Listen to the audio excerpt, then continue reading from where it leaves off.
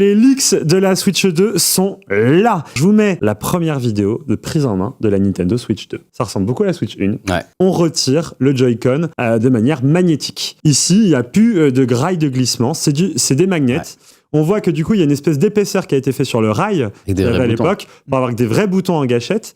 Sur la Switch, il y a donc le bouton Home, vous savez le repérer. Il est en bas du Joy-Con qui est à droite. Et en fait, juste en dessous, il y a un nouveau bouton carré. On ne sait pas à quoi il sert puisque le bouton carré qui est à l'opposé, on sait que c'est pour faire les captures d'écran et les captures vidéo. En dessous, il y a un bouton carré. On ne sait pas à quoi il sert. Moi, je me suis dit, c'est peut-être un bouton simple pour désactiver les magnets des Joy-Con. Donc là, les Joy-Con, on peut déjà voir que les Joy-Con, ils ont une profondeur. Mais pour la prise en main, ça c'est très bien. Voilà, on s'approche un peu plus d'un Stream Deck qui est très bon en prise en main. Donc là, on voit qu'il y a la gâchette sur le dessus.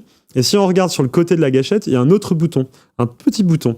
On ne sait pas si c'est un bouton pour désactiver les aimants ou si c'est un bouton pour faire une gâchette, une nouvelle gâchette différente, quoi. Ce qu'on remarque aussi, c'est qu'il y a un USB-C sur le dessus. Ça, c'est une bonne nouvelle quand on veut charger sa Switch et qu'elle est en mode posée sur la table pour jouer. Oui. Et il y a 3 boutons sur le dessus dont on ne connaît pas les fonctionnalités. Aussi, là, on peut voir sur cette photo-là, il y a le stand qui maintenant n'est plus plein comme ça l'était sur la Switch OLED où c'était juste une linguette sur la Switch originale. Et là, le U, franchement, bonne idée. Ça prend moins de place dans la console, ça fonctionne bien. Écoutez, why not, quoi.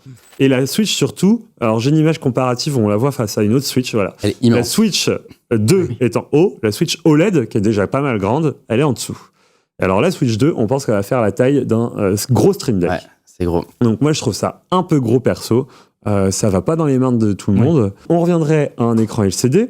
Donc ça, c'est un petit retour en arrière. La grande question, c'est quelle définition pour l'écran ? Est-ce qu'on passe à de la 1080p ou est-ce qu'on reste sur du 720 ? Il y aura une bonne puissance puisqu'on atteindrait en termes de performance celle d'une PS4 Pro. Nintendo, de toute façon, c'est pas leur cœur de cible. Ils vont pas aller dans la course à la technologie, surtout sur une console portable.